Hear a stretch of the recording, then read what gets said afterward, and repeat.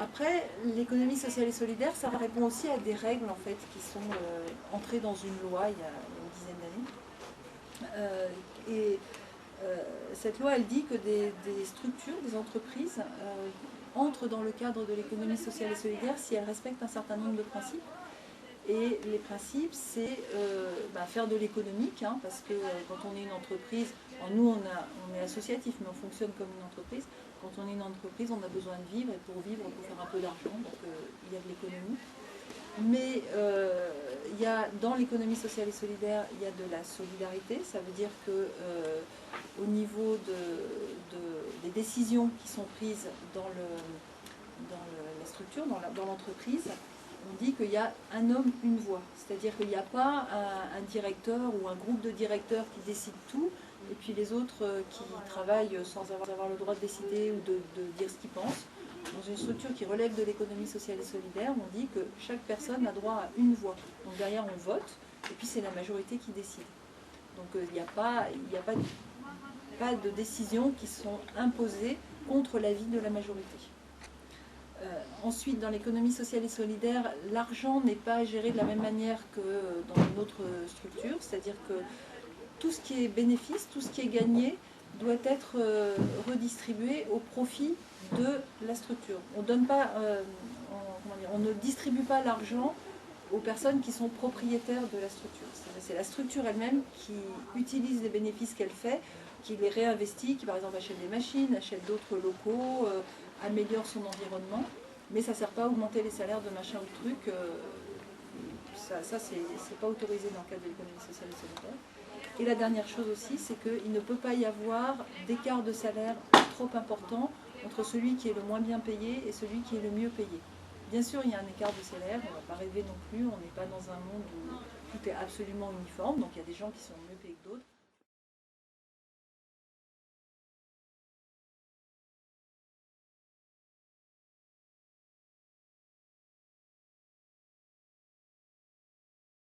Quel est le rôle d'une chargée d'insertion professionnelle? Alors, le rôle, donc ici on a des personnes, comme on a vu, qui des fois rencontrent des adultes, qui rencontrent des problèmes dans leur vie de tous les jours. Par exemple, quand il y a des gens qui sont au chômage, qui n'arrivent pas à retrouver du travail, ils restent longtemps au chômage, des fois ils touchent ce qu'on appelle les minima sociaux, c'est-à-dire qu'ils vont toucher le RSA, ou ils n'arrivent vraiment pas à sortir de leurs problèmes. Ça peut donner aussi, ils ont trop dépensé de sous dans leur vie et ils se sont retrouvés endettés, ils n'arrivent pas à régler leurs dettes. Et puis partout où ils vont, même s'ils trouvent du travail, quand ils vont au travail, ils ont tellement de problèmes dans leur tête qu'ils n'arrivent pas des fois à se lever le matin, donc au bout d'un moment. Et moi je les reçois et j'essaie de voir avec eux, je les reçois un par un. Et j'essaie de leur demander, qu'est-ce qui fait qu'aujourd'hui vous n'arrivez pas à retrouver du travail et comment est-ce qu'on peut faire pour trouver des solutions. Ok, vous n'avez pas le permis, bon peut-être qu'on va essayer de passer le permis, un permis ça coûte cher, comment est-ce qu'on peut payer le permis. Il y en a qui n'ont pas de logement, ça arrive, qui sont hébergés chez des amis, mais l'ami lui dit t'es bien gentil mais il va falloir que tu t'en ailles. Et donc ils sont presque à la rue, ou voilà, donc on essaie de faire un dossier pour qu'ils aient un logement social.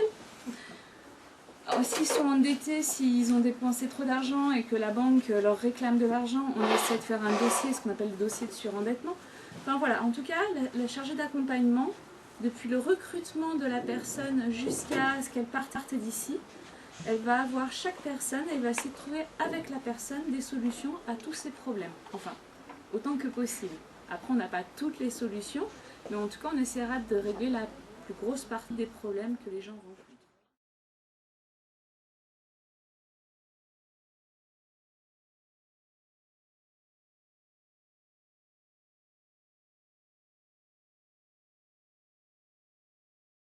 Le rôle d'un encadrement service client.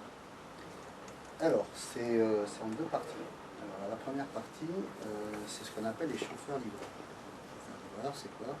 On va d'abord chez les gens, pour les récupérer des objets. Ça peut être des matelas, ça peut être des meubles, ça peut être des machines à laver, ça peut être plein de choses. Les gens, à un moment donné, sont dans la démarche dont on parle depuis tout à l'heure, au lieu de jeter, on nous appelle en nous disant est-ce que vous voulez les récupérer. Donc on se déplace, on les récupère, on les amène ici en magasin. Avant qu'ils soient exposés au magasin, on les teste, on vérifie qu'ils sont en bon état. Ensuite, on les met à la vente. Et comme vous avez pu le voir tout à l'heure, lorsqu'on a fait le tour sur la boutique, il y a des prix qui sont très intéressants.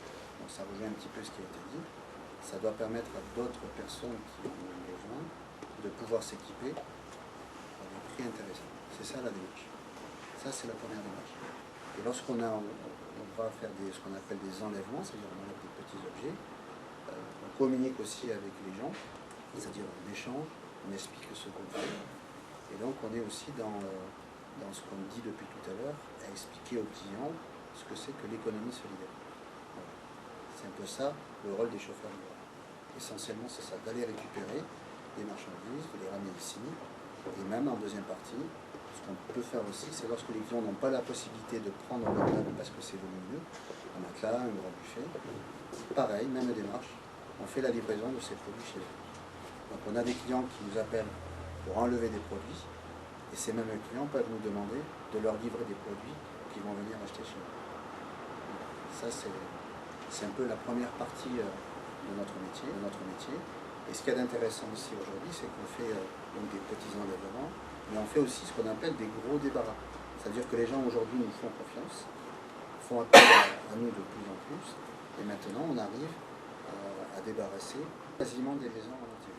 Et après j'ai une autre casquette, si on peut dire ça, c'est-à-dire j'ai une autre mission, c'est que je dois, ce qui me concerne, développer un peu plus la notoriété de la GCR et de l'économie solidaire.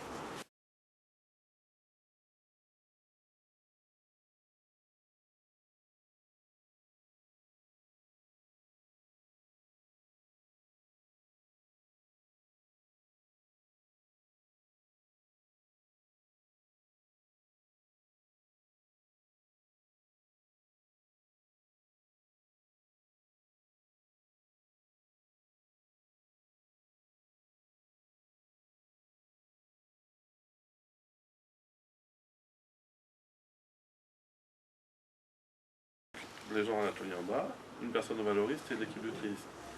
Donc mon travail, moi, c'est d'organiser le travail, déjà. Tout à l'heure, je vous ai dit, lundi, vous savez passer il y a une semaine, il y avait des sacs partout. C'est lundi, il y a plus de 4 tonnes de vêtements qui sont partis. Faire partir 4 tonnes de vêtements, ça se fait pas en un claquement de doigts. Il faut coordonner avec les gens qui viennent, il faut s'assurer qu'on sera assez nombreux. Donc tout ça s'organise. Donc je suis là pour organiser le travail. Après, je suis là aussi pour former les gens. C'est-à-dire que pour leur expliquer en quoi consiste leur travail, leur montrer comment le faire, et répondre à toutes leurs questions s'ils en ont. Il faut savoir qu'ici, il y a des gens...